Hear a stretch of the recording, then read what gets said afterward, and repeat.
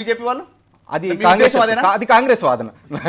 Sir ఒక విషయం అంటే నిన్న నుంచి కొంచెం ట్రోల్స్ అవుతుంది సోషల్ మీడియాలో నేను చూసిన ఏంటంటే గులాబీ కొమ్మకు కమలం రెమ్మకు పెళ్ళని అంటే సార్ ఇది నా కావ్యం కాదు, నా పదజాలం కాదు, నా వాక్యం చేతులే కదా నలుగురు ఎంపీ తాళి కట్టించేది ఎవరు? ఈ చేతు హస్తం గుర్తు చేతులా ఏదైనా కావచ్చు కాదు. అదంటే నలుగురు ఎంపీలను కట్నం కిందకి ఇస్తున్నారని చెప్పి కూడా చెప్తే ఇది నా వాదన కాదనే కాదు, నేను చెప్తలేను. బయట సోషల్ మీడియా జరుగుతున్న విషయం ఏంటంటే sir, Kashmir files, Kerala files, మొన్న అద్దెంకి దయాకరణ ఇండియా ఫైల్స్ అని ఒకటి సినిమా తీశారు. ఇప్పుడు గత సంవత్సరం నుంచి కవితా ఫైల్స్ అనేది కూడా నడుస్తుంది ఒకటి ఈ తెలంగాణ రాష్ట్రంలో పర్టికులర్గా. అంటే గౌరవ కవిత గారి చుట్టే రాజకీయం తిరుగుతుంది. ఆ రాజకీయం తిరిగే క్రమంలో అటు బీజేపీ బెనిఫిట్ అవుతూ వస్తుంది రోజు రోజుకి, బీఆర్ఎస్ రోజు రోజుకి కిందికి పడిపోతూ వస్తుంది. దానికి ప్రధానమైన సాక్ష్యం ఏమనుకుండాల్సి వస్తే, అసెంబ్లీ ఎలక్షన్లో ఏదైతే భావన క్రియేట్ అయిందో ఆ భావనను తెలంగాణ సమాజం సంపూర్ణంగా నమ్మింది సార్. అదే భావనని మేము కాంగ్రెస్ పార్టీగా బలంగా నమ్మే క్రమంలో అది ఎంపీ ఎలక్షన్స్ ఇంకా కన్సాలిడేట్ చేసింది మా నమ్మకాన్ని. అది ఏ రూపంలో అంటే ఓట్ల రూపంలో.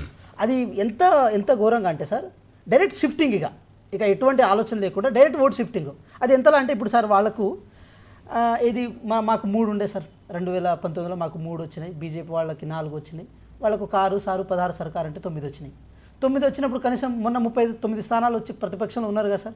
9 వచ్చే కాడ కనీసం ఒక 4-5 అయినా రావాల్సి ఉండే, కనీసం ఒక 3 అయినా రావాల్సి ఉండే.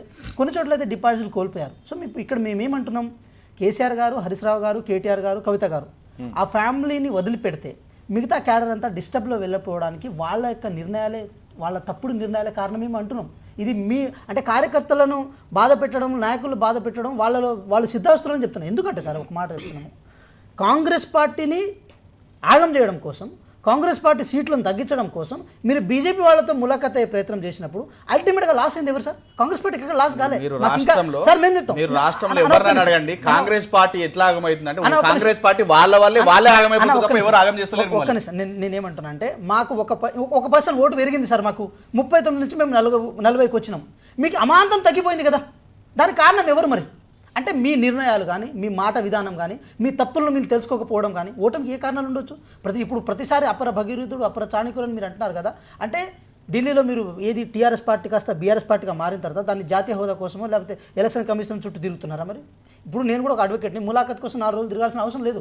మేము ఢిల్లీలో కనుక అక్కడ పోయి 1 గంట ఉన్నా కూడా ఢిల్లీలో వీళ్ళకేం పని చెప్పి మీ సోషల్ మీడియాలో మీరు రాతలు రాస్తారు కదా, మరి ఇప్పుడు దీనికి ఏం రాయాల్సి ఉంటుంది? సో మేమేమంటున్నాం అంటే ఈ రాష్ట్రంలో ఉన్న అనుమానాలన్నింటినీ దాన్ని ఆజ్యం వస్తున్నది మీరు, దానికి కన్సల్ట్ చేస్తున్నది మీరు, మళ్ళీ మమ్మల్ని బదనాం చేయాల్సిన అవసరం ఏముంది? సో మేమేమంటున్నాం అంటే బీఆర్ఎస్ పార్టీ అంటే తొండముదిరి ఊసరవెళ్ళినట్టు, గంగ కాస్త చంద్రముఖిగా మారినట్టు, టీఆర్ఎస్ కాస్త బీఆర్ఎస్గా మారిన తర్వాత మీ యొక్క గోతిని మీరే తవ్వుకొని మీ నాయకుల్ని, మీ కార్యకర్తలని, తెలంగాణ ఉద్యమకారులని ఈరోజు బజార్ పాలు చేసిన ఒక దౌర్భాగ్యమైన స్థితి కలవకుండా కుటుంబాన్ని. నేను ఇంత బహిర్గతంగా ఎందుకంటున్నా అంటే రేపు ఆ బాధితుల లిస్టులో మీరైనా ఉండొచ్చు.